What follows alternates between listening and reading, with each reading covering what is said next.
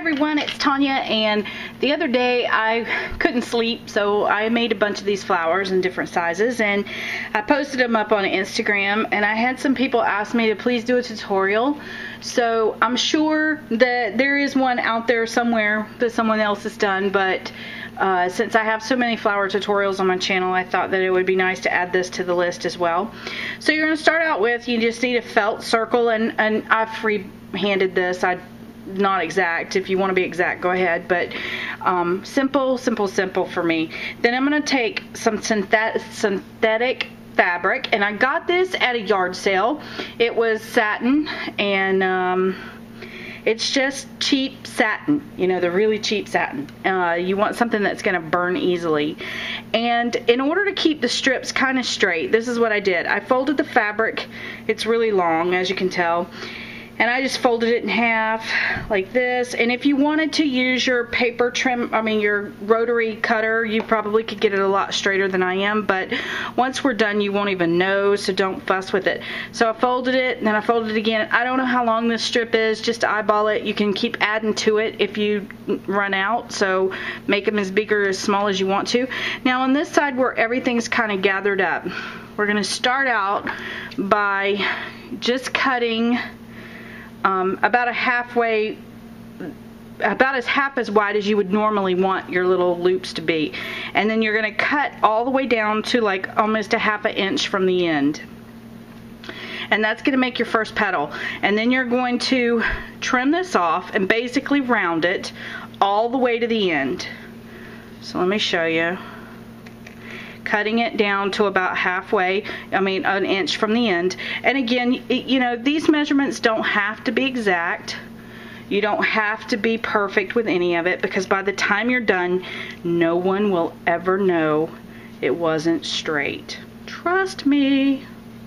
Okay, so you just want to kind of curve them, get them kind of, keep them as straight as you can, and just keep it, you know, the petals are about, I don't know, what is that, an inch wide?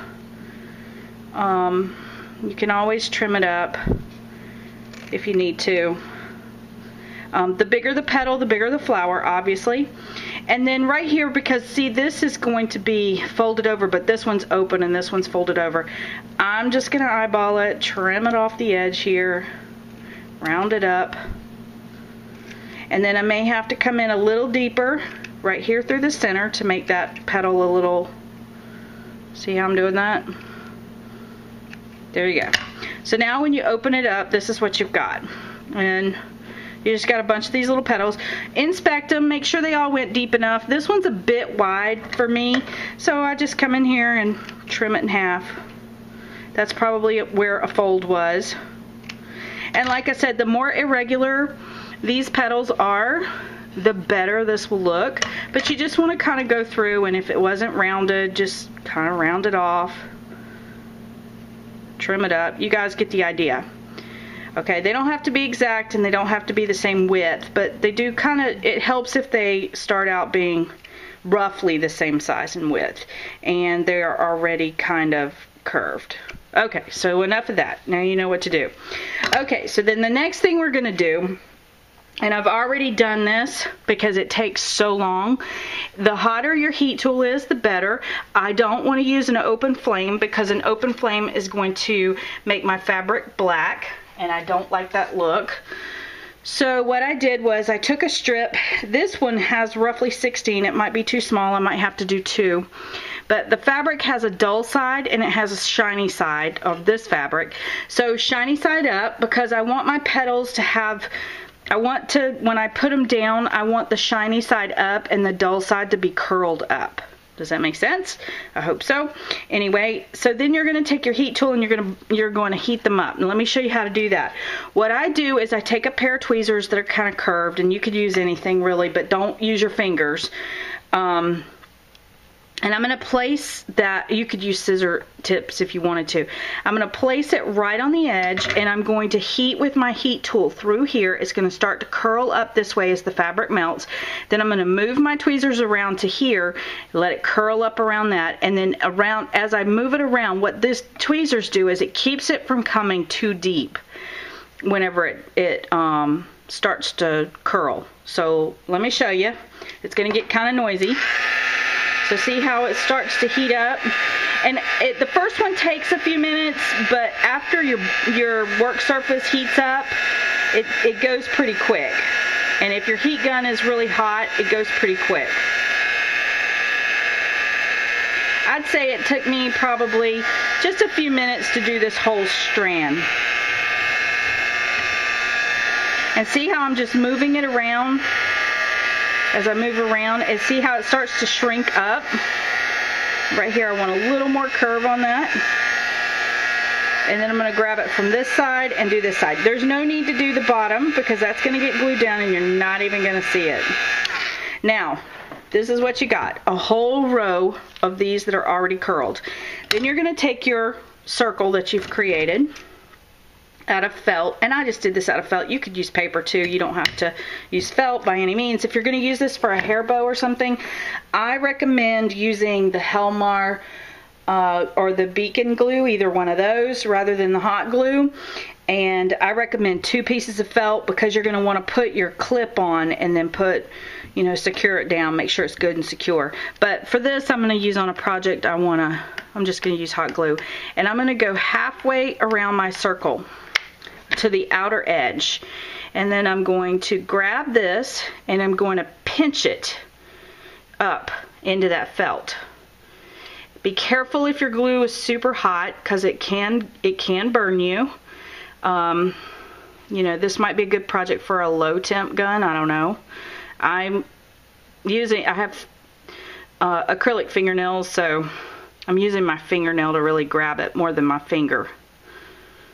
And you could use your tweezers too if you're real skilled with them. But you know how if you start to pucker it as it moves around, see how it's kind of pleated? It kind of helps to give that shape of the petal. So I'm going to continue on around my circle. And I'm just going to gather it as it goes, pinching it down. You got to work fast here before this glue kind of hardens up on you.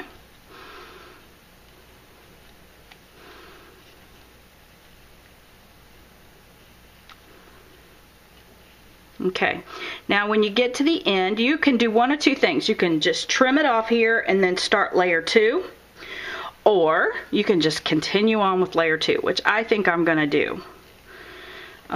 There's no need to trim it, but it does give you a little neater flower if you do trim it.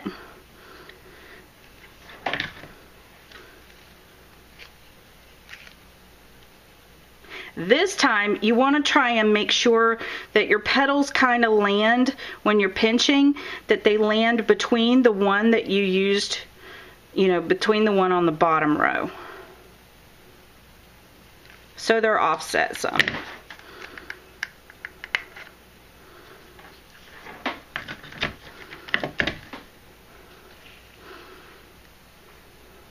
And this time I'm not pinching them nearly as tight, because these are inside petals. I want them to kind of stay a little bit, you know, I want them stretched out just a little bit more.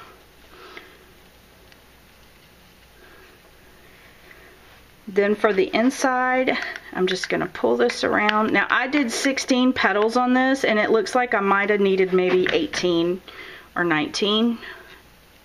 I'm a little bit shy right here, but you guys get the idea. I probably need 2 or 3 more. I think I've got some laying here on my desk.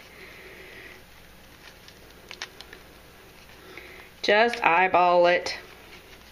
I got some here. These are just loose ones that I did, and I'm just going to put one more right here just to be sure I got it.